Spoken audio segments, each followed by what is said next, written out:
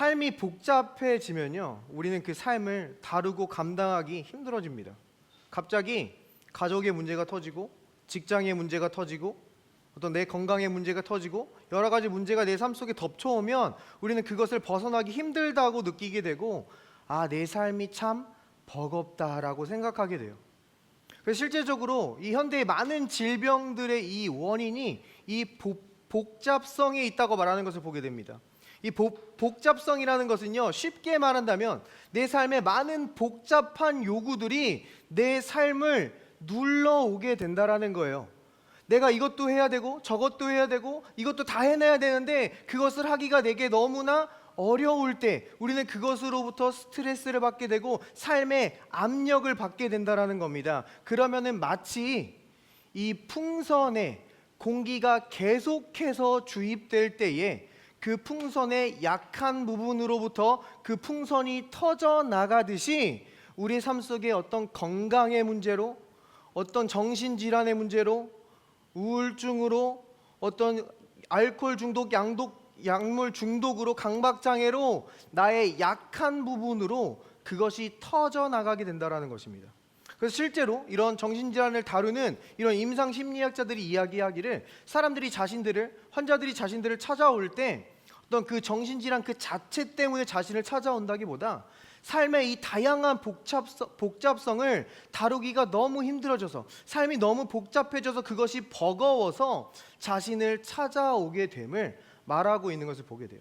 자, 근데 우리 하나님은요, 우리가 어떤 사망의 음침한 일들에 둘러싸여 있든지 간에 우리를 그의 지팡이와 막대기로, 푸른 초장으로, 우리가 실만한 물가로 우리를 인도해 주시는 줄 믿습니다. 우리가 그 복잡한 삶의 요구에 뒤집어 쌓여서 걱정하고 염려하는 삶이 아니라 우리의 입술이 내게 부족함이 없으리로다 고백할 수 있도록 우리를 그분의 공급의 장소로, 풍요의 장소로 인도해 주신다라는 거예요. 근데 우리 주님은요, 우리 주님의 인도하심의 방식을 이 시편에서 더 구체적으로 우리에게 보여주고 계시는 것을 보게 됩니다. 주의 말씀은 내 발의 등이요 내 길의 빛이니이다. 주의 말씀이 우리의 삶을 비춰주신대요. 우리의 삶을 인도하신대요. 자, 근데 이 빛이 어디를 비추고 있어요? 내 삶의 미래를, 앞날을 아주 훤히 비추고 있는 겁니까? 아니라는 거예요. 주의 말씀은 내 발의 등불이다. 지금 내가 내디딜 이 한 걸음을 주님께서 비춰주시고, 내가 지금 내 마음에 두신 이 한 가지, 지금 주님께서 내게 하신 이 한 가지를 할 수 있도록 주님께서 우리의 삶을 인도해 주신다라는 거예요. 주님께서 내 앞을 훤히 비춰주셔가지고 내가 이룰 그 거대한 비전을 보며 벌써부터 낭망하고 절망하는 것이 아니라, 내게는 이 100%의 회복이 언제 나타나지? 내가 겪을 그 수많은 고난과 역경들을 비춰줌으로 이미 실망하고 절망하게 하는 것이 아니라, 지금 내가 할 수 있는, 지금 내 마음에 두시는, 지금 나를 살리실 그 한 가지로 나를 인도하심으로써 내가 그 주님과 한 걸음 한 걸음 걷고 나서 뒤를 돌아봤을 때, 내가 주님과 함께 이 많은 산을 지나고 골짜기를 지나고 강을 지나왔구나, 주님이 다 하셨구나 고백할 수 있도록 우리를 인도하신다라는 거예요. 주님은요, 오늘의 만나를 오늘 내리신다고 합니다. 내일의 만나는 내일 내리신대요. 그래서 주님이 말씀하시기를 내일 일은 염려하지 말라 말씀해주고 계세요. 왜요? 들에 백합화를 좀 봐라, 공중의 새들을 봐라, 저 들풀을 봐라. 아무도 돌보고 있지 않은 것 같지만 그 보이지 않는 장면 뒤에서 하나님이 그들을 먹이시고 돌보시듯이 내 삶 속에 아무도 관여하고 있는 것 같지 않지만, 내 눈에 아무것도 보이지 않지만 그 하나님께서 너희를 돌보고 계시며 우리의 삶 속에 개입하고 계시기에 우리는 걱정과 염려가 없이 믿음과 소망으로 우리의 한 발자국을 뗄 수 있는 줄 믿습니다. 여러분, 오늘도 그 하나님을 신뢰함으로 오늘 이 주님의 임재 앞으로 한 걸음을 떼셨어요. 이 한 걸음은 결코 작은 한 걸음이 아닙니다. 스가랴는 말하기를 너의 작은 날이라고 멸시하는 자가 누구냐? 반문하고 있어요. 이 한 걸음이 결코 작은 한 걸음이 아니라는 겁니다. 우리의 눈에 하나님의 일이 보이지 않을 때가 너무나 많죠. 물론 보일 때도 있어요. 하나님이 하셨습니다 막 기뻐하고 간증하고 찬양할 때도 있어요. 그런데 보이지 않을 때가 훨씬 많다라는 거예요. 보이지 않는 바이러스들로부터 우리를 지켜주시고 많은 사건과 사고로부터 우리를 지켜주셔서 그 사고가 일어나지 않았기 때문에 우리가 미처 알아채지 못하는 하나님의 놀라운 섭리들이 우리의 삶 속에 가득하다라는 거예요. 그래서 이 에스더 성경을 보면요, 하나님의 이름이 분명히 드러나지 않습니다. 그러나 그곳 가운데 놀라운 하나님의 개입들이 있고 하나님께서 그분의 백성을 지키시며 구원하는 놀라운 구원의 스토리가 담겨 있다라는 거예요. 여러분이 주님 앞에 오늘 한 걸음을 띄었을 때 하나님의 일들이 눈에 보이지 않을 수 있어요. 그러나 하나님께서는 이번 한 주 더욱더 여러분의 삶에 개입하고 계시며 여러분을 돌보고 계시며 하나님의 구원의 일들을 드러내실 것을 분명히 여러분이 경험할 수 있도록 하여 주실 줄 믿습니다. 그래서 오늘은요, 이 하나님의 섭리에 대해서 같이 더 묵상해 봤으면 좋겠어요.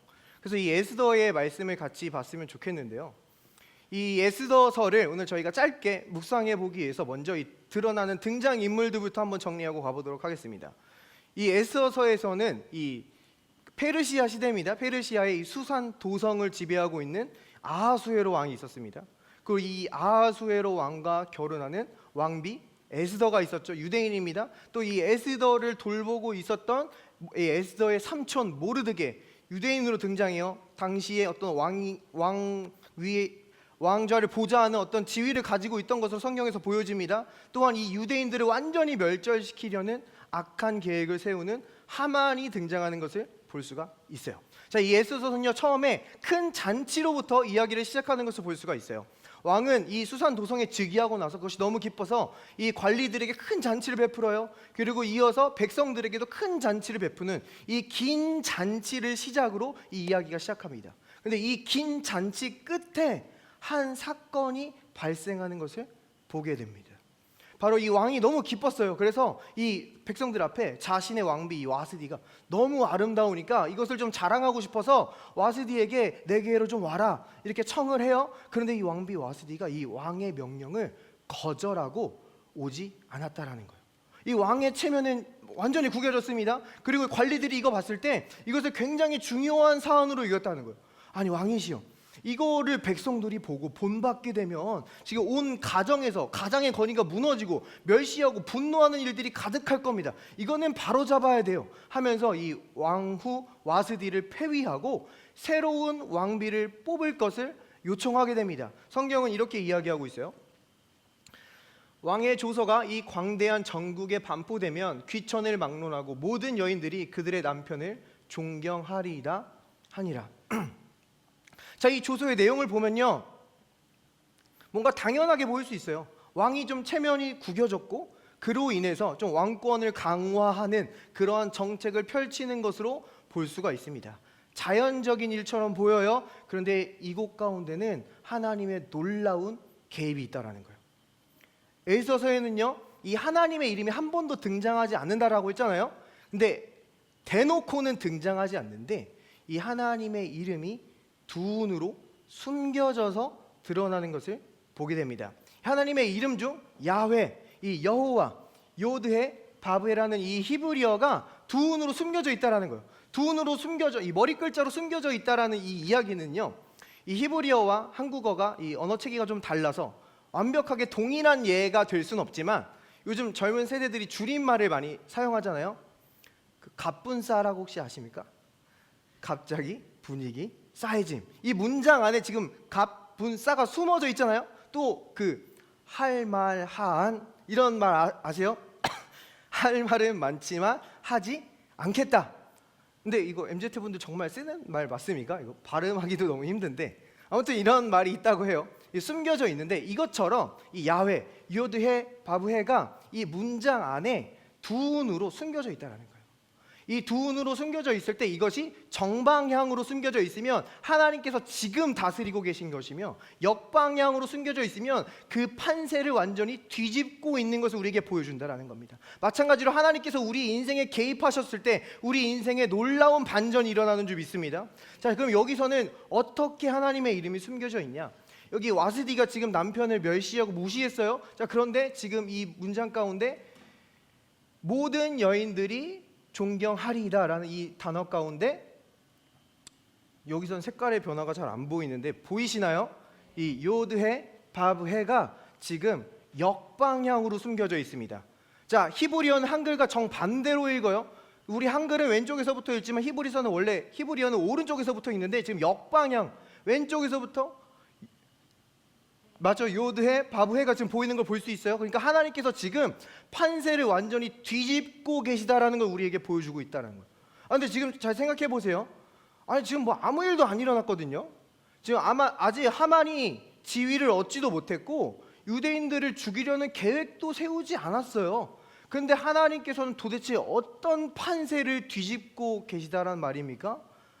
자, 하나님께서는요 지금 이 악인이 우리를 향한 악한 계획을 세우기 전에 이미 그것을 보시고 하만이 지위에 올라가기 전에 에스더를 먼저 왕위에 세워서 그것을 막을 수 있는 계획을 준비하고 계신 줄 믿습니다. 자, 하나님의 섭리라고 할 때요, 이 섭리에 해당하는 영어 단어 프로비던스라는 이 단어가 라틴어에서 왔는데 그 어근이 뭐냐면 앞서 보다, 내다 보다라는 거예요. 그러니까 우리가 삶의 문제를 느끼기도 전에 어떤 위협을 받기도 전에 하나님께서는 그것을 먼저 보시고 내 삶 속에 그것을 위한 해결책을 미리 준비해주고 계신 줄 믿습니다. 그렇기 때문에 우리는 우리의 인생이 나를 놀라게 할까봐 두려워할 필요가 없다라고 우리에게 말씀해주고 있다라는 거예요. 자, 이렇게 놀라운 섭리 가운데 지금 이 와스디는 폐위되고요, 이 새로운 왕비를 뽑는 그런 정책이 펼쳐지게 됩니다. 그래서 많은 왕비 후보자들이 이 도산 수성으로 몰려들어요. 그 왕비 후보자들 가운데 이 에스더가 왕비가 되는 이야기를 성경은 이렇게 보여줍니다. 왕의 조서와 명령이 반포되매 처녀들이 도성 수산에 많이 모여 헤게의 수하에 나아갈 때에 에스더도 왕궁으로 이끌려가서 궁녀를 주관하는 헤게의 수하에 속하니 헤게가 이 처녀를 좋게 보고 은혜를 베풀어 몸을 정결하게 할 물품과 일용품을 곧 주며 또 왕궁에서 의뢰주는 7 궁녀를 주고 에스더와 그 궁녀들을 후궁 아름다운 처소로 옮기더라. 지금 에스더가 지금 호의를 입고 은혜를 입고 있는 모습을 보여줍니다. 이어서 모르드게의 삼촌 아비아리의 딸 곧 모르드게가 자기의 딸같이 양육한 에스더가 차례대로 왕에게 나아갈 때에 궁녀를 주관하는 넷이 헤게가 정한 것 외에는 다른 것을 구하지 아니하였으나 모든 보는 자에게 사랑을 받더라. 왕이 모든 여자보다 에스더를 더 사랑함으로 그가 모든 처녀보다 왕 앞에 더 은총을 얻은지라. 왕이 그의 머리에 관을 씌우고 와스디를 대신하여 왕으로 삼은 후에. 자, 보시면 많은 왕비 후보자들이 몰려들었어요. 그 왕비 후보자들은요 모두 다 외모가 뛰어나고 미인이었을 겁니다. 그래서 그 뛰어난 사람들 중에 자신이 더 돋보이기 위해서 자신만의 비법으로 자신만의 스킬로 더 아름다워 보이기 위해 애썼을 거예요. 근데 여기 보면 이 에스더의 자세를 어떻게 말해줘요? 그 왕비 후보자의 담당관 헤게가 정한 것 외에 다른 것은 구하지 않았다. 이 말은 무엇이냐면요, 에스더는 자신의 어떤 깨와 자신의 어떠함을 나의 경쟁력으로 삼지 않았다라는 겁니다. 이 뛰어난 많은 왕비 후보자들 중에서 이 에스더를 돋보이게 한 것은 하나님의 은혜였다라고 우리에게 말해주고 있다라는 거예요. 그래서 이 본문 가운데는 이 헤세드, 은총, 은혜, 한글 성경에는 여러 가지 단어로 번역되지만 계속해서 이 헤세드가 반복해서 우리에게 보여지고 있다라는 겁니다. 성경은요 우리를 은혜 입은 자라고 불러요. 우리 그리스도인들은 은혜 입은 자입니다. 은혜라는 말은요 자격이 없지만 값을 치르지 않았지만 받는 것을 우리는 은혜라고 이야기해요. 은혜와 반대되는 개념은요 특권의식, 권리의식입니다. 내가 이만큼 했으니까 나는 이런 대접을 받아야 돼. 내가 이만큼 수고하고 내가 먼저 선점했으니까 나는 이런 어떤 값을 받아야 돼. 특권의식을 갖는 거예요. 우리가 이런 특권의식과 권리의식을 가질 때 우리의 삶 속에 흐르는 하나님의 은혜는 멈추게 됩니다. 하나님께서 우리를 보시고 쟤 교만해졌네, 꼴 보기 싫다, 은혜 안 줘 이런 개념이 아니라 우리가 특권의식을 갖게 되면은 하나님께 은혜 구하는 것을 멈추게 된다라는 거예요.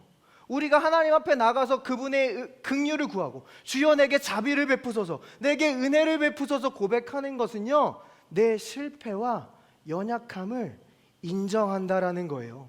자격 없는 자에게 베푸시는 그분의 은혜를 요청한다라는 의미입니다. 그러니까 우리가 은혜를 구할 때 주님은 아침마다 새롭고 늘 새로운 그분의 영원한 자비와 은혜를 우리의 삶 속에 흘려보내주게 되는 줄 믿습니다. 자, 물론 우리의 삶 속에 자랑할 만하고 드러낼 만한 하나님의 많은 귀한 선물들이 있을 수 있어요. 어떤 좋은 배경이나 좋은 재물이나 좋은 학벌이나 그런 것들을 주셨을 때에는요, 하나님께서 그것을 갖고 자랑하고 교만하고 의지하라고 주신 게 아니라 감사하라고 주신 줄 믿습니다. 우리가 그것으로 감사하고 여전히 주님의 은혜 앞에 나아가 그분의 은혜를 구할 때 이 은혜가 그 뛰어난 자들 사이에서 우리를 돋보이게 하며 이 은혜가 이 세상과의 차이를 만들어내며 이 은혜가 이 세상이 데려갈 수 없는 높은 곳으로 우리를 예비하신 그 하나님의 좋은 곳으로 우리를 인도하게 되는 줄 믿습니다. 하나님께서는요, 이렇게 놀랍도록 개입하시고 은혜 주시고 호의를 베풀어서 에스더를 왕비 삼아 주셨습니다. 자, 그런데 놀랍게도 이 이야기는요, 이제부터 계속해서 안 좋은 방향으로 흘러가는 것처럼 우리에게 보여집니다. 갑자기 이 악인 하만이 지위를 얻고요, 하만이 지위를 얻으니까 굉장히 교만해져요. 그래서 모든 신하들이 자신의 앞에 나와 엎드려 절하기를 원했다라는 거예요. 근데 그때 지위에 있었던 이 모르드게는 이 하만에게 절하지 않았어요. 여기서 절하지 않았다는 이 의미는요, 직장 상사도 못 알아보고 인사도 안 하는 그런 어떤 버르장머리 없는 그런 뉘앙스를 말해주는 게 아니라 경배하지 않았다라는 말입니다. 하만은요, 극히 교만해져서 자신을 어떤 신처럼 떠받들고 경배하기를 원했다라는 거예요. 근데 모르드게는 하나님을 경배하는 자였기에 이 하만을 경배할 수 없었다라는 겁니다. 이 사실에 모르드게는 분노해요. 그리고 심지어 하만은 분노합니다. 그리고 이 모르드게가 유대인이라는 걸 알았을 때 이 모든 유대인, 이 민족 전체를 말살시켜야겠다는 악한 계획을 세우고 단지 계획이 아니라 그 날짜를 정하고 왕의 도장까지 찍어서 그것을 온 도성에 살포하기 시작했다라는 겁니다. 이것을 성경은 우리에게 이렇게 보여줍니다. 이에 그 조서를 역졸에게 맡겨 왕의 각 지방에 보내니 12째 달 곧 아달월 13일 하루 동안에 모든 유다인을 젊은이 늙은이 어린이 여인들을 막론하고 죽이고 도륙하고 진멸하고 또 그 재산을 탈취하라 하였고, 이 명령을 각 지방에 전하기 위하여 조서의 초본을 모든 민족에게 선포하여 그날을 위하여 준비하게 하라 하였더라. 그러니까 지금 이 모르드게의 유대인들은요, 죽을 날이 확정되었다는 겁니다. 자신이 이 사망할 이 날을 기다리며 카운트다운하고 있었다는 거예요. 우리도 삶 속에서 사망이 고개를 들 때가 있습니다. 갑작스럽게 우리에게 선포됩니다. 당신의 건강은 가망이 없습니다. 당신의 이 관계는 더 이상 소망이 없어요. 당신의 그 학벌로는, 당신의 그 실력으로는 더 이상 소망이 없습니다. 우리를 절망케 하고 넘어뜨리는 이 사망의 일들이 고개를 들 때가 있다라는 거예요.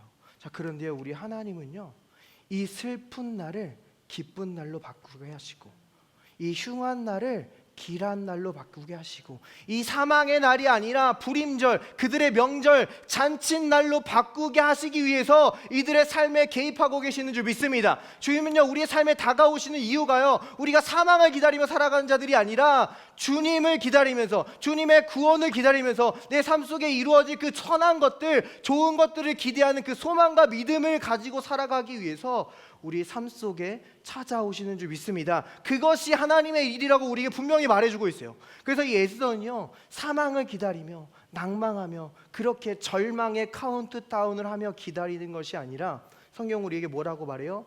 왕에게 나아가기로 결단했다라고 우리 말한다는 겁니다. 왕에게 나아가기로 결단했다. 자, 근데 이 에스더가 왜 결단까지 해야 됐습니까? 왕비인데 왕에게 나아가기 왜 결단까지 해야 됐어요? 그 당시 페르시아의 예법에는 왕이 부르지도 않았는데 나아가게 되면 반드시 죽어야 된다라는 법이 있었어요. 그래서 왕이 부르지 않았으면 왕이 특별한 호의를 베풀어서 왕의 규를 내밀어 주지 않는 이상 모든 자들이 죽어야만 했다라는 겁니다. 근데 에스더는요, 지금 이 죽음의 일을 반전시키기 위해서 택한 일이 지금 뭐라고요? 왕의 보좌 앞으로 나아가는 일이었다라는 거예요. 성경은 이것에서 우리에게 그림을 보여줍니다. 더 구체적인 그림을 보여주기 위해서 이 왕이 있던 이 수산 도성을 이렇게 표현하고 있는 것을 보여줘요. 백색, 녹색, 청색 휘장을 자색 가는 배줄로 대리석 기둥 은고리에 메고 금과 은으로 만든 걸상을 화반석, 백석, 옥모석, 흑석을 깐 땅에 진설하고 금잔으로 마시게 하니 잔의 모양이 각기 다르고 왕이 풍부하였으므로 어주가 한이 없으며. 자, 다 이렇게 화려한 휘장들이 있고 파인 린넨이 있고 순금으로 된 집기들이 있습니다. 이것은 지금 우리에게 무엇을 떠오르게 합니까? 모세의 성막을 떠오르게 한다라는 거예요. 이 화려한 성막이 있고 그 안에 모든 기물들은 순금으로 되어 있습니다. 심지어 모세의 이 성막 지성소 또한 아무나 나아갈 수가 없었어요. 함부로 나아갔다가 모두 다 죽었습니다. 이 특별히 구별된 대제사장만, 하나님께서 만나시기로 약속한 그 대속죄일에만 이 지성소 가운데 나아갈 수 있었다라는 거예요. 심지어 대제사장도 거기서 율법을 어기고 부정해졌다가는 그 자리에서 죽었습니다. 그리고 대제사장이 나아가기 위해선 반드시 필요한 게 있었는데 바로 동물의 피가 있었어야 됐다는 거예요. 동물의 피는 우리에게 무엇을 상징합니까? 누군가가 대신해서 피를 흘렸다, 대신해서 값을 치렀다라는 은혜를 이야기한다라는 거예요. 이 은혜 없이는 나아갈 수가 없었다라는 겁니다. 그러니까 지금 이 에스더가 보여주는 그림은 뭐예요? 이 완전히 죽음을 반전시킬 수 있는 비법은 무엇입니까? 지성소 가운데 있는 우리 주님의 임재 앞에 나아가는 것이 우리 운명의 판도를 뒤집는 일이다, 우리에게 말씀하고 계신 줄 믿습니다. 야곱은요, 이 하나님의 임재가 있던 이 베델 가운데 나아갔을 때, 하나님의 집 가운데 나아갔을 때 더 이상 야곱, 속이는 자의 인생이 아니라 다스리는 자로서 이스라엘의 인생을 살게 되었다라는 거예요. 한나는 그 불임의 고통이 있었을 때 이 장막 입구에 나아가 하나님께 기도하고 울었을 때 그는 더 이상 슬픔의 여인이 아니라 그의 얼굴에 다시는 근심빛이 없었더라. 새로운 차원의 인생을 살아갔다라는 겁니다. 우리가 주님의 임재 앞에 나아가는 것은 우리의 삶에 놀라운 반전을 일으킨다라는 거예요. 그래서 에스더는요, 이 왕 앞에 나아갑니다. 왕 앞에 나아갔을 때 그는 죽지 않았어요. 성경은 그가 특별한 은혜와 호의를 입어서 살았다고 우리에게 분명히 말해주고 있어요. 우리가 주님의 임재 앞에 나아가는 것은 사실 불가능합니다. 우리는 죄인이고 하나님은 거룩하시기 때문에 신의 산에 임재하셨던 그 하나님께 그 누구도 다가갈 수 없었던 것처럼, 다가갔다가는 그 거룩한 불에 모두 다 없어져 타 죽을 수밖에 없었던 것처럼 하나님께 다가갈 수 없어요. 그런데 예수님께서 우리와 하나님께 다가갈 수 없게 하는 그 장벽, 그 죄를 그분의 피로 씻으시고 대가를 치르시고 그 휘장을 찢으심으로 우리에게 새로운 살 길을 열어주신 줄 믿습니다. 그러므로 우리는 긍휼하심을 잊고 때를 따라 돕는 은혜를 얻기 위하여 이 은혜의 보좌 앞에 담대하게 나아갈 수 있는 줄 믿습니다. 성경은 우리를 오른손의 아들 베냐민 세대라고 부르고 있어요. 하나님과 가장 가까운 자들이라고 부를 수 있어요. 우리는 언제나 하나님 앞에 나아갈 수 있습니다. 언제나 하나님을 의지할 수 있어요. 우리가 이렇게 주님의 임재를 누리는 것은요, 우리의 삶에 위대한 반전을 가져온다, 우리에게 분명히 말하고 있다는 거예요. 이 에스더가요, 이 왕 앞에 나아가서 왕에게 아뢰기 시작합니다. 여기에 놀라운 하나님의 개입이 보여져요. 에스더는 왕에게 이렇게 고백합니다. 에스더가 이르되 오늘 내가 왕을 위하여 잔치를 베풀어 싸우니 왕이 좋게 여기시거든 하만과 함께 오소서 하니. 자, 지금 에스더는요, 왕 앞에 가서 다짜고짜 왕이시여 우리 백성들 좀 살려주십시오, 저 하만이 악인입니다, 저자 좀 처단해 주십시오라고 말하지 않았다라는 거예요. 에스더는 왕에게 가서 하만과 함께 나의 잔치에 오소서, 이 초대장을 건네주는 것을 우리에게 보여준다라는 겁니다. 에스더는 뜸을 들이고 있어요. 이 하나님의 임재 앞에 나아가서 하나님의 라이트 타이밍, 라이트 플레이스를 기다리고 있는 것을 보게 됩니다. 이런 놀라운 지혜 가운데 야훼, 여호와의 놀라운 이름이 새겨져 있는 것을 보게 돼요. 이 초대장에 가만히 보면 하만과 함께 오소서 보면은 요드해 바브 해가 이번에는 정방향으로 오른쪽에서 왼쪽으로 새겨져 있는 것을 우리에게 보여줍니다. 그러니까 지금 하나님이 일하고 계시다라는 거예요. 지금 하나님의 계획대로 순조롭게 진행되고 있다라는 거예요. 자, 근데 언뜻 봤을 때 여기서 아무 일도 일어나지 않거든요. 그냥 왕만 만나요. 하만의 계략도 드러나지 않습니다. 그리고 실제로 잔치를 베풀었고 여기서 하만과 왕은 정말 즐겁게 먹고 마시는 모습을 보여준다라는 거예요. 그런데 지금 이 장면이 하만의 마지막 즐거운 날이 되게 하셨다라는 거예요. 하만의 돌아가는 모습을 성경은 우리에게 이렇게 보여줍니다. 그날 하만이 마음이 기뻐 즐거이 나오더니 모르드게가 대궐문에 있어 일어나지도 아니하고 몸을 움직이지도 아니하는 것을 보고 매우 노하나 참고 집에 돌아가서 사람을 보내요. 그의 친구들과 그의 아내 세레스를 청하여 자기의 큰 영광과 자녀가 많은 것과 왕이 자기를 들어 왕의 모든 지방관이나 신하들보다 높인 것을 다 말하고, 또 하만이 이르되 왕후 에스더가 그 베푼 잔치에 왕과 함께 오기를 허락받은 자는 나밖에 없었고 내일도 왕과 함께 청함을 받았느니라. 그러나 유다 사람 모르드게가 대궐문에 앉은 것을 보는 동안에는 이 모든 일이 만족하지 아니하도다 하니, 그의 아내 세레스와 모든 친구들이 이르되 높이가 50규빗 되는 나무를 세우고 내일 왕에게 모르드게를 그 나무에 매달기를 구하고 왕과 함께 즐거이 잔치에 가소서 하니, 하만이 그 말을 좋게 여기고 명령하여 나무를 세우니라. 자, 지금 하만은요, 이 잔치에 초대받고 나서 극도로 교만해지는 모습을 보여줍니다. 왕 다음에는 바로 나야. 나밖에 이 잔치에 초대받은 사람은 없어. 극도로 교만해져서 자신의 영광과 영예를 친구들과 가족들을 다 불러놓고 자랑하는 모습을 보여준다라는 거예요. 그런데 눈에 가시 모르드게가 있어요.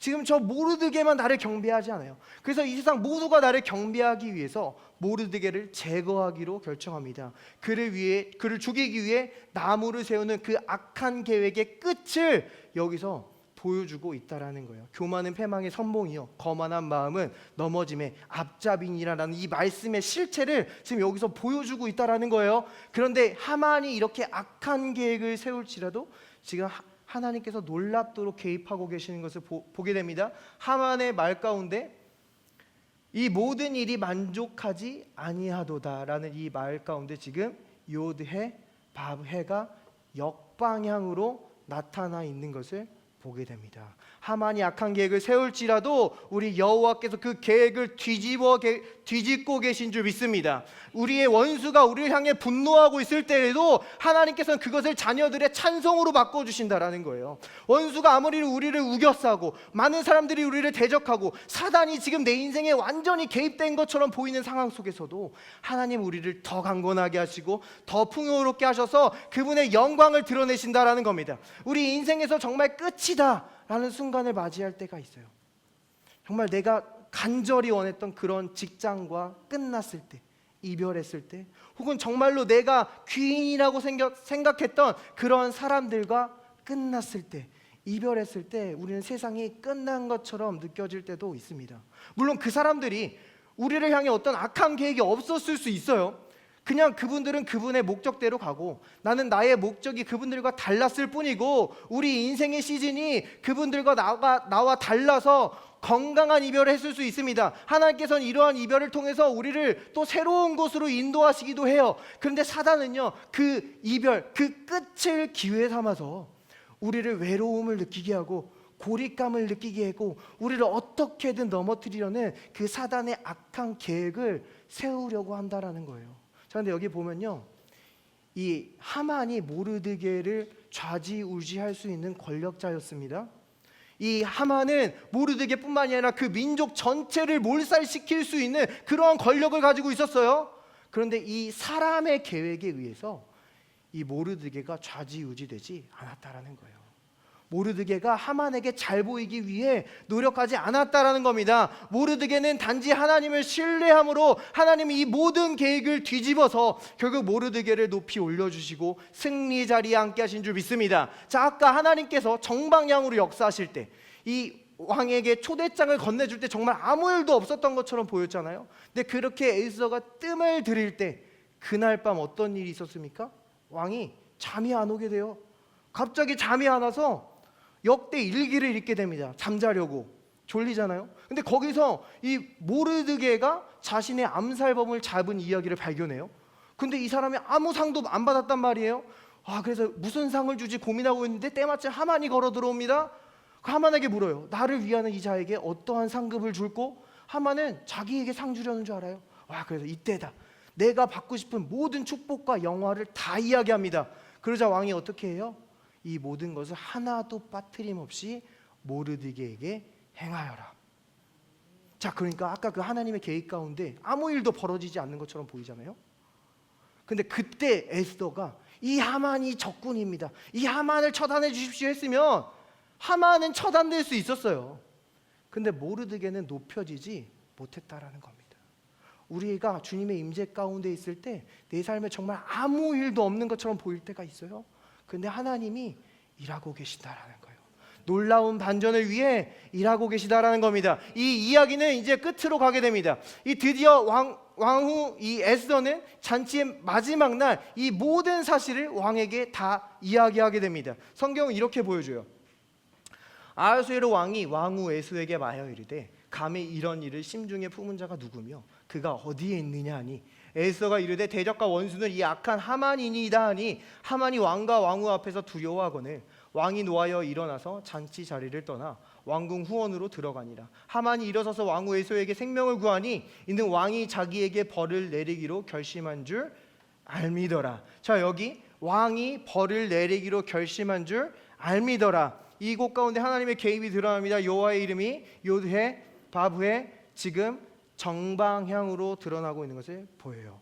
하나님께서 일하셨다라는 겁니다. 그러니까 지금 하만이 벌을 받은 것이 단순히 아하수에로 왕이 결정한 것처럼 보이지만 이것은 하나님이 결정하셨기에 이 모든 악한 계획을 뒤집고 결국 모르드게를 달려고 했던 그 나무 장대 위에 이 원수 하만이 매달리게 되는 놀라운 구원의 역사를 우리에게 보여주고 계신 줄 믿습니다. 에스더에서는 하나님의 이름이 대놓고 드러나진 않아요. 근데 이렇게 놀랍게 섭리하심으로 하나님의 백성들의 인생 가운데 놀라운 반전의 구원의 승리를 가져오고 계시다라는 걸 보여준다라는 거예요. 근데 지금 여기까지 야훼의 이름이 4번 나왔습니다. 근데 하나님은요 숫자 4로 일하지 않아요. 숫자 5 그레이스로 역사하시는 줄 믿습니다. 그래서 이 야훼가 아니라 하나님의 또 다른 이름 I am, 이 모세의 떨기나무에서 나는 스스로 있는 자니라 라고 할 때 그 히브리어 예히예가 또 드러나는 것을 볼 수 있어요. 아까 아하수에로 왕이 고백했죠. 그 자가 누구며 그가 어디에 있느냐. 이 예히예 알레프 해 요드 해 이 글자가 이 사이에 알레프 해 요드 해 정방향으로 숨겨져 있는 것을 보게 된다는 거예요. 아하수에로 왕은요 사실 지금 이 시점까지 아무것도 몰랐어요. 자기 왕비가 그렇게 고통받고 있고 심적으로 힘들어하고 있고 그 왕비의 민족이 멸절될 것을 아무것도 모르고 있었습니다. 그런데 우리 하나님은요 처음과 끝을 아시며 우리의 약점을 아시고 원수가 그것을 어떻게 파고들였는지 아시고 그 놀라운 반전의 계획을 이미 가지고 계시사 우리에게 그 놀라운 구원의 역사를 베푸시는 하나님인 줄 믿습니다. 자, 그런데요 에스더서에서 왜 하나님의 이름이 숨겨져 있습니까? 신명기에 보면요 내 백성들이 나를 떠나 우상을 섬기고 범죄할 때 내 얼굴을 그들에게 숨기리라 말씀해주고 있어요. 지금 이스라엘 백성들이 왜 페르시아 땅에 있는 거예요? 가나안 땅에서 하나님이 아닌 우상을 섬기고 범죄하다가 지금 포로로 붙잡혀온 거예요. 그러다가 페르시아 시대까지 남아있던 자들이었다는 겁니다. 그러니까 하나님께서는요 그들이 연약할 때, 그들이 범죄할 때 그분의 얼굴을 숨기셨지만 여전히 보이지 않는 장면 뒤에서 그들을 위해 구원의 일을 준비하시고 계시다라는 것을 보여준다는 겁니다. 우리가 넘어질 때, 우리가 연약할 때, 우리가 언제든지 하나님의 은혜를 구하고 그분의 얼굴을 구하면 주님은 우리에게 놀라운 반전의 역사를 베풀어 주시는 줄 믿습니다. 방해할 수 있는 것은 없다라는 거예요. 자, 저희가 지금까지 이 페르시아에서 일어난 에스더서의 이야기를 살펴봤습니다. 자, 그런데 지금 배경은 페르시아지만 사실 지금 이 이야기 가운데는 강력한 두 민족 가운데 큰 전쟁이 보여지고 있다는 거예요. 자, 먼저 이 하만을 볼게요. 하만은 지금 페르시아 사람이 아니었어요. 성경은 아말렉 족속이라고 말해주고 있어요. 성경에서 이 아말렉은 무엇을 나타냅니까? 우리 육신을 나타내요.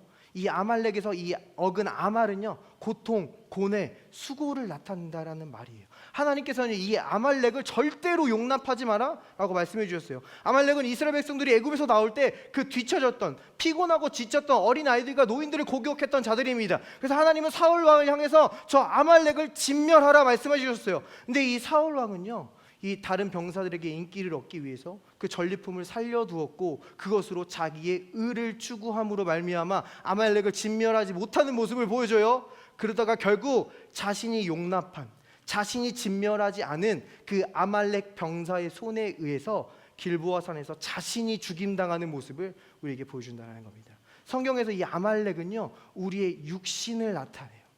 내가 해야 돼, 내가 감당해야 돼, 이거 다 내가 책임져야 돼, 내가 하지 않으면 아무도 하지 않을 거야 라고 걱정하고 염려하는 그 육신의 모든 일과 생각과 감정들, 우리가 그것을 몰아내지 않으면요, 결국 그것은 우리 마음 가운데 평안을 뺏어가게 되고 스트레스를 받게 되고 우리 정신에 질병을 주고 결국 우리의 몸까지 질병을 주어서 우리를 넘어뜨리게 할 것이라는 겁니다. 자, 그런데요, 이 아말렉과 싸웠던 이 사울 왕 먼저 볼게요. 사울 왕은 성경에서 그의 출신은 어떻게 소개해요? 베냐민 지파 기스의 자손이다라고 말해주고 있어요. 그런데 이 첫 번째 베냐민 지파 기스의 자손 사울 왕은요, 아말렉을 진멸하지 못했어요. 근데 오늘 에서서에 나오는 이 모르드게를 어떻게 설명해요? 성경으로 볼게요. 그는 베냐민 자손이니 기스의 증손이요. 또 다른 베냐민 자손 모르드게가 등장하는 것을 보게 됩니다. 이 모르드게는요, 아말렉의 후손 이 하만을 나무에 달아 결국 승리하는 모습을 우리에게 보여준다는 겁니다. 사울 왕은 이 육신을 죽이지 못해서 그 육신에게 결국 잠식당했어요. 그러나 모르드게는 이 육신을 나무에 달아 죽였다라는 겁니다. 그럼 이 첫 번째 베냐민 후손과 두 번째 베냐민 후손의 차이점이 뭐예요? 왜 이 첫 번째 베냐민 후손은 육신에 잠식당할 수밖에 없었고 이 두 번째 베냐민 후손은 승리할 수 있었던 겁니까? 이 모르드게가 정말 악착같이 열심히 노력했기 때문입니까? 이 모르드게가 더 뛰어난 지혜가 있었기 때문입니까? 성경은 이 스토리를 통해서 우리에게 한 가지 이유를 말해주고 있어요. 나무가 세워졌기 때문에. 사울 왕은요, 자신의 육신의 노력으로 이 육신을 죽여보려고 했어요. 아무리 노력했지만 이 육신을 정복할 수가 없었다라는 거예요. 그런데 골고다 언덕 위에 나무 십자가가 세워졌고 원수 마귀는 거기서 하나님의 아들을 못 받고 승리의 함성을 외치려고 했으나 결국 이 사망으로 예수님을 가둬둘 수가 없었고 자신이 그 십자가 위에 못 박혀 무장 해제되었으며 우리의 옛 자는 십자가에 못 박히게 되었으며 우리의 육신의 죄는 십자가 위에서 정죄받는 놀라운 승리의 역사가 이 나무 십자가 위에 놀랍도록 기록된 줄 믿습니다. 이 나무가 모든 차이를 만들어냈다라는 거예요. 성경은 우리를요, 이 나무 십자가 세워진 이후에 이 마지막 때에 베냐민 세대다라고 우리를 부르고 있어요. 이 말은요, 우리는 더 이상 육신에 이끌려서 육신에 잠식당해서 육신에 패배하는 그러한 자들이 아니라 우리의 옛 자는 십자가에 못 박혔으며 우리의 육신의 죄는 십자가에서 정죄당했음을 확실히 믿고 육신을 다스리며 하늘의 모든 유업을 누리는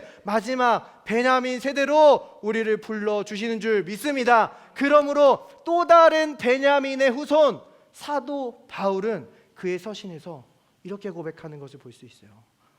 내가 그리스도와 함께 십자가에 못 박혔나니 그런즉 이제는 내가 사는 것이 아니요 내 안에 그리스도께서 사는 것이라. 나를 사랑하사 자기 몸 버리신 그 하나님의 아들을 믿는 믿음 안에서 사는 것이라 고백하고 있는 줄 믿습니다.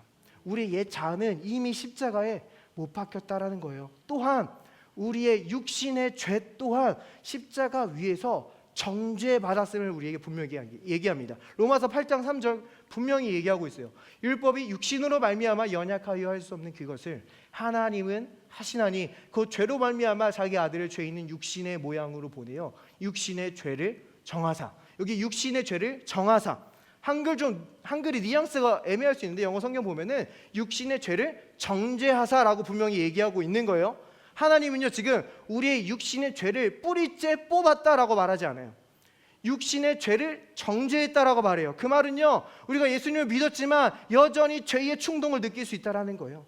내가 여전히 어떤 악한 갈망을 느낄 수가 있다라는 거예요. 그것이 내가 아직 구원받지 못한 게 아니고 내 안에 어떤 귀신과 사단이 들어있기 때문이 아니라고, 우리가 그것 때문에 두렵고 무서워할 필요가 없다고 우리에게 말씀하여 주고 있다라는 겁니다. 그런데 예수님께서 우리와 같은 육신의 모양이에요. 우리와 같은 죄 있는 육신이 아니야. 라이크니스라고 말해주고 있어요. 우리와 같은 육신의 모양을 지니셔서 십자가 위에서 그 죄 없는 자신의 육신으로 우리 육신의 죄에 대한 모든 형벌을 받으셨다, 정죄 받으셨다라고 말한다는 겁니다. 여기서 이 정죄라는 이 헬라어 단어는요, 베드로가 그의 서신에서 어떻게 사용하냐면 이 소돔과 고모라를 묘사할 때 그 하나님의 진노의 불 앞에 완전히 타버려서 죄가 되어서 멸망했다, 이 멸망과 같은 뜻으로 같은 단어가 사용되고 있다는 겁니다. 우리의 육신의 죄는 십자가 위에서 예수님의 몸에서 멸망했다라고 우리에게 분명히 말해준다는 거예요. 이 불에 완전히 타고 죄가 남게 되면요, 그 형상은 남아있을 수 있어요. 그런데 우리가 그것을 손으로 쳤을 때 그것은 완전히 무너지게 된다는 겁니다. 그러니까 우리의 육신의 죄의 형상은 남아있을 수 있어요.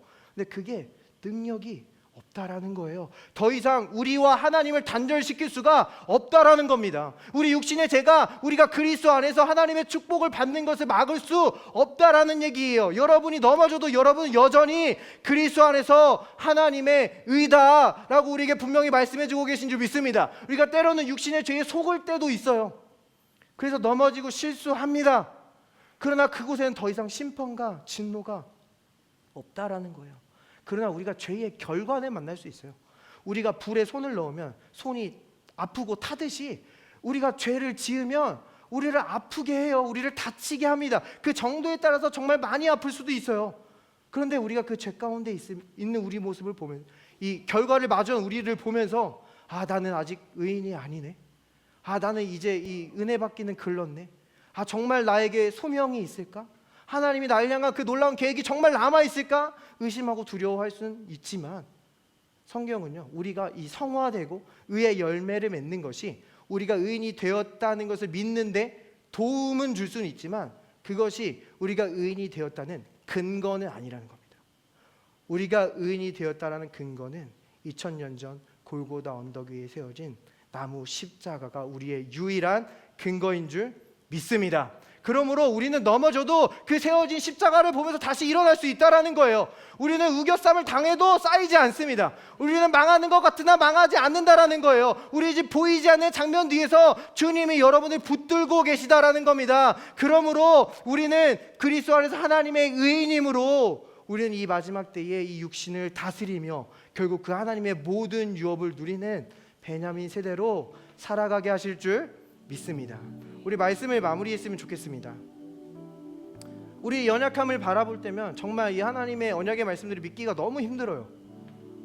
그런데 이 하나님께서 사명을 주시고 약속을 주셨던 이 제자들의 모습을 보면요, 우리는 큰 위로의 말씀을 얻을 수가 있습니다. 예수님께서 부활하시고 제자들에게 사명을 주시기 전에 제자들의 모습을 성경은 이렇게 보여줍니다. 그들은 예수께서 살아나셨다는 것과 마리아에게 보이셨다는 것을 듣고도 믿지 아니하니라. 그 후에 그들 중 두 사람이 걸어서 시골 갈 때에 예수께서 다른 모양으로 그들에게 나타나시나니 두 사람이 가서 남은 제자들에게 알리었으되 역시 믿지 아니하니라. 그 후 11 제자가 음식을 먹을 때에 예수께서 그들에게 나타나사 그들의 믿음 없는 것과 마음이 완악한 것을 꾸짖으시니 이는 자기가 살아난 것을 본 자들의 말을 믿지 아니함이라. 제자들의 모습을 어떻게 보여줘요? 믿지 아니했다, 믿지 아니했다, 믿지 아니했다. 제자들은 두려움이 가득했습니다. 의심이 가득했어요. 믿고 있지 않았다라는 거예요. 더 믿기 힘든 사실은요, 이런 제자들에게 바로 다음 절에서 주님은 이렇게 말씀하십니다. 또 이르시되 너희는 온 천하에 다니며 만민에게 복음을 전파하라. 이 믿지 못하는 제자들에게 지금 사명을 주셨다라는 거예요. 어떻게 된 겁니까? 그 자리에 여러 사람들이 있었으면 컴플레인 했을 수 있어요. 주님, 이거 제대로 뽑은 거 맞아요? 저 베드로인데요? 주님, 저주하고 부인한 자인데요? 저 도마 보세요. 속에 의심이 가득합니다. 정말 저자를 뽑은 게 맞아요?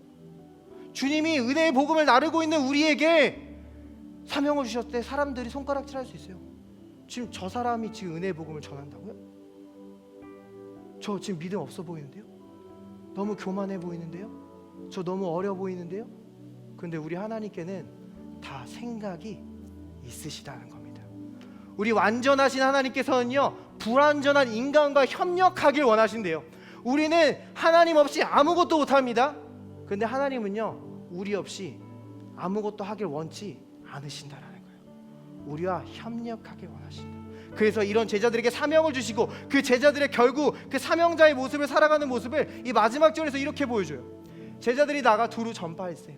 주께서 함께 역사하사 그 따르는 표적으로 말씀을 확실히 증언하시니라. 그 부족한 제자들이 복음을 전할 때 하나님이 능력과 기적으로 확증해 주셔서 놀라운 구원의 일들을 이 땅에 시작하여 주신 줄 믿습니다. 도대체 제자들에게 어떤 일이 일어난 겁니까? 아까 그 14절에서 믿지 못하고 있던 제자들이 어떻게 이렇게 능력으로 사역하고 있게 된 겁니까? 이 마가복음은 시퀀스를 우리에게 다 보여주지 않아요. 그러나 우리는 성령을 통해 알 수 있습니다. 이 사이에 어떤 일이 일어났냐면 성령이 그들과 함께 계셨다는 거예요. 우리 안에 성령이 내주하셔서 우리 안에서부터 새로운 갈망을 주시고 새로운 의지를 주셔서 우리를 인도하셨다는 겁니다. 그러므로 우리는 로마서 8장 4절의 말씀을 고백할 수 있어요. 육을 따르지 아니하고 그 영을 따르는 자들에게 율법의 요구가 이루어지게 하려 하심이라. 자, 근데 성경은요, 먼저 마귀는요 우리에게 다가와 우리 속일 수 있어요. 너 아직 저 14절에 머물러 있잖아. 너 믿음 없잖아. 너 부족하잖아. 너 연약하잖아. 너에게 어떠한 사명이 있어? 너에게 어떤 하나님의 계획이 있어? 너에겐 아무 가능성이 없어. 우리를 속이려고 한다라는 거예요. 그러나 우리 안에 계신 성령이 주님께서 이 놀라운 구원의 일을 행하셨음을 우리 안에서부터 확증하여 주시는 줄 믿습니다. 또한 성경은요, 안에서부터 우리를 인도하신 성령 말고 특별한 사명과 사역을 위해 위로부터 덧있는 능력, 놀라운 성령의 기름 부으심에 대해서도 이야기하고 있다는 거예요. 우리가 주님의 임재 앞에 나아갈 때 우리가 하나님의 사명을 다하기 위해 특별한 하나님의 능력을 우리에게 부으시는 줄 믿습니다. 하늘 문을 여시고 우리에게 놀라운 능력을 부으신다라는 거예요. 근데 우리가 오해되지 말아야 할 것은요, 간혹 우리가 찬양하면서 하늘 문 여소서, 하늘 문 여소서, 마치 하늘의 문이 잠겨 있는 것처럼 노래할 때가 있어요. 하나님께서 우리에게 무언가 주시기 위해서 하늘 문을 여시고 주셔야 할 만큼 우리가 받는 것이 어렵게 느끼도록 한다라는 겁니다. 그런데 성경은요, 여전히 우리를 향해 하늘이 활짝 열려 있음을 증거한다라는 거예요. 우리 주님께서요 하늘문 여시고 승천하셨고요, 이 오순절날 복음을 들은 그 3,000명에게 성령이 그 하늘문을 통하여 강력하게 임재하셨고요, 사도행전 7장까지 이 스데반이 순교할 때까지 그 하늘이 여전히 열려 있음을 스데반은 이렇게 증거하는 것을 볼 수 있어요. 마지막입니다. 그런데 스데반이 성령이 충만하여 하늘을 쳐다보니 하나님의 영광이 보이고 예수께서 하나님의 오른쪽에 서 계신 것이 보였다. 그래서 그는 보십시오, 하늘이 열려 있고 하나님의 오른쪽에 인자가 서 계신 것이 보입니다. 2000년이 지난 지금까지도 하늘은 여러분을 향해 활짝 열려 있는 줄 믿습니다. 지금 이 시간 여러분에게 놀라운 성령의 능력을 붓는 것을 막을 수 있는 것이 없다라는 이야기예요. 여러분이 그리스도 안에서 하늘의 모든 신령한 축복 받는 것을 막을 수 있는 것은 없다라는 겁니다. 육신의 죄도 막지 못합니다. 이 시간 우리 담대하게 은혜 보좌 앞에 영으로 기도하며 나가기 원합니다. Let us pray, Spirit. 이 시간 우리의 모든 세상의 죄의 멍에는 성령의 능력으로 끊어질지어다. 우리 안에 어떠한 멍에도 울분과 슬픔도 성령의 능력으로 끊어질지어다. 우리의 육신에 하나님의 생명이 충만할지어다. 주님, 이번 한 주도 베냐민 세대로 살아가는 이들에게 보이지 않는 장면 뒤에서 일하고 계시는 그 하나님의 능력을 드러내시고 그들의 말 가운데 하나님의 능력과 기적으로 증언하여 주셔서 이들이 하나님의 보냄받은 자들임을 능히 증명하여 주시옵소서. We prayed in Jesus' name. Amen. 이 좋은 예수님을 아직 영접하지 않으신 분이 있다면 저와 함께 이렇게 기도했으면 좋겠어요. 주님, 저의 모든 죄를 지시고 십자가에서 죽으시니 감사합니다. 나의 자아도 육신의 죄도 하나님과 멀어지게 할 수 없는 줄 믿습니다. 나는 의인입니다. 베냐민 세대입니다. 감사합니다. 예수님의 이름으로 기도합니다. 아멘. Praise the Lord.